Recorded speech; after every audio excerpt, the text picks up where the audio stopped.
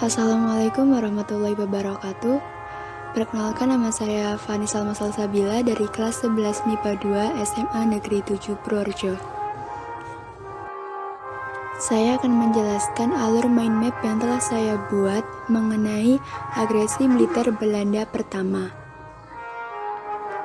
Agresi militer Belanda pertama atau Operasi Produk adalah operasi militer Belanda di Jawa dan Sumatera yang berlangsung pada tanggal 21 Juli 1947 sampai dengan 5 Agustus 1947. Latar belakang agresi militer Belanda pertama. Belanda yang tidak menerima hasil perundingan Linggarjati yang telah disepakati bersama pada tanggal 25 Maret 1947 dikarenakan adanya perbedaan penafsiran mengenai ketentuan-ketentuan yang terdapat pada perjanjian Linggarjati. Belanda mendasarkan penafsirannya pada pidato Ratu Wilhelmina tanggal 7 Desember 1942 bahwa Indonesia akan dijadikan negara persemakmuran dan akan berbentuk federasi, sedangkan hubungan luar negerinya diurus oleh Belanda.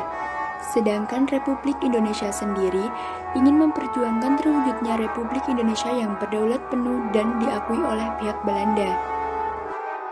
Lalu pada tanggal 15 Mei 1947, Letnan Gubernur Jenderal Van Mook memberi ultimatum kepada Indonesia untuk menarik pasukannya sejauh 10 km dari garis demarkasi, mendapat penolakan dari pihak Indonesia. Kemudian pada tanggal 27 Mei 1947, Belanda mengirim nota ultimatum kembali yang berisi 1.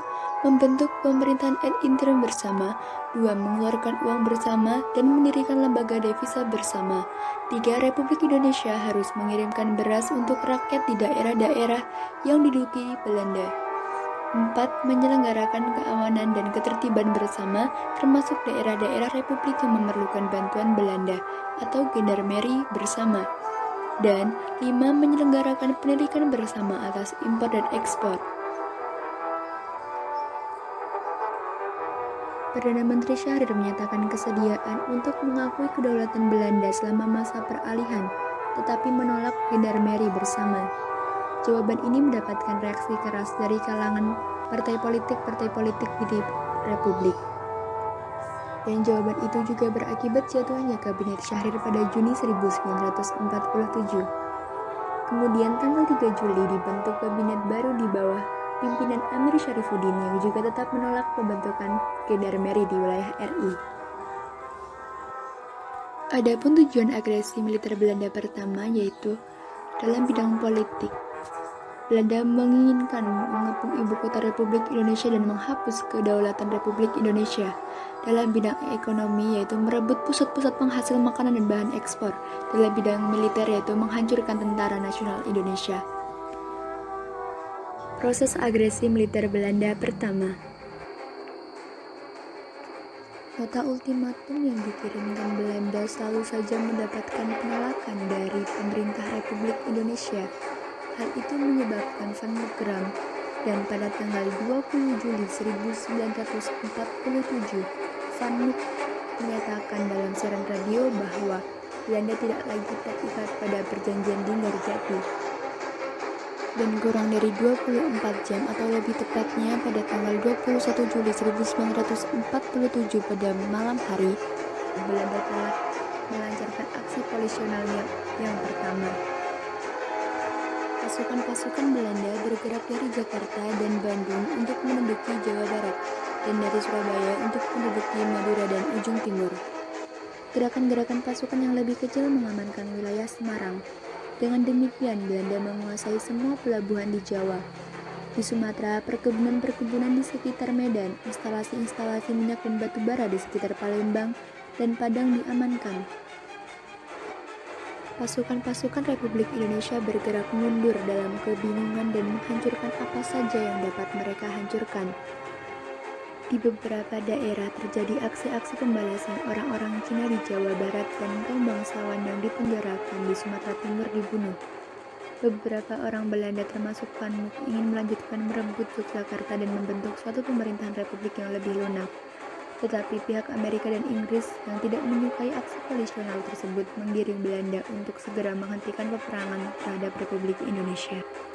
Lalu pada tanggal 30 Juli 1947, pemerintah India dan Australia mengajukan permintaan resmi agar masalah Indonesia-Belanda dimasukkan dalam agenda Dewan Keamanan PBB.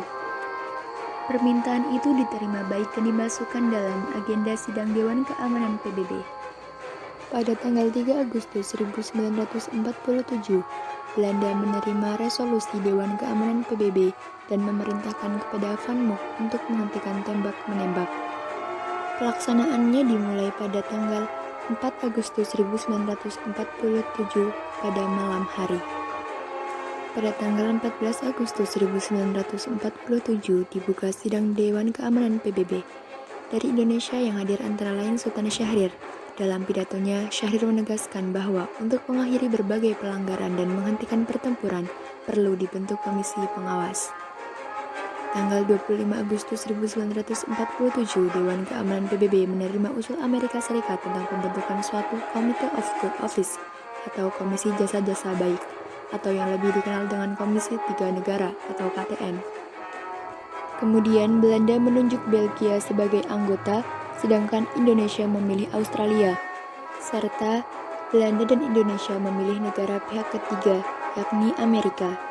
Komisi resmi terbentuk tanggal 18 September 1947, dengan Australia dipimpin oleh Richard Kirby, Belgia dipimpin oleh Paul van Zeelen, dan Amerika Serikat dipimpin oleh Dr. Frank Graham. Perjuangan Bangsa Indonesia. Komisi Tiga Negara tiba di Indonesia pada tanggal 27 Oktober 1947 dan segera melakukan kontak dengan Indonesia maupun Belanda. Indonesia dan Belanda tidak mau mengadakan pertemuan di wilayah yang dikuasai oleh salah satu pihak. Oleh karena itu, Amerika Serikat menawarkan untuk mengadakan pertemuan di geladak kapal Renville milik Amerika Serikat. Indonesia dan Belanda kemudian menerima tawaran Amerika Serikat tersebut. Perundingan Renville secara resmi dimulai pada tanggal 8 Desember 1947 di kapal Renville yang sudah berlabuh di Pelabuhan Tanjung Priok. Delegasi Indonesia dipimpin oleh Amir Syarifuddin, sedangkan delegasi Belanda dipimpin oleh R. Abdul Qadir Wijaya Atmojo, orang Indonesia yang memihak Belanda. Dengan berbagai pertimbangan, akhirnya Indonesia menyetujui isi perundingan Renville yang terdiri atas 3 hal, yaitu 1. Belanda hanya mengakui Jawa Tengah, Yogyakarta, dan Sumatera sebagai bagian wilayah Republik Indonesia. 2. Disetujuinya sebuah garis demarkasi yang memisahkan wilayah Indonesia dan daerah pendudukan Belanda. 3. TNI harus ditarik mundur dari daerah-daerah kantongnya di wilayah pendudukan di Jawa Barat dan Jawa Timur. Adapun dampak dari agresi militer Belanda pertama yaitu 1. Dikuasainya beberapa daerah-daerah perkebunan yang cukup luas di Sumatera Timur, Palembang, Jawa Barat, dan Jawa Tengah. 2. Dikuasainya daerah pelabuhan dan pertambangan. 3. Republik Indonesia berhasil memperoleh simpati dari masyarakat internasional. 4. Beberapa negara Arab mengakui kemerdekaan Republik Indonesia secara de jure. Sekian yang dapat saya sampaikan. Wassalamualaikum warahmatullahi wabarakatuh.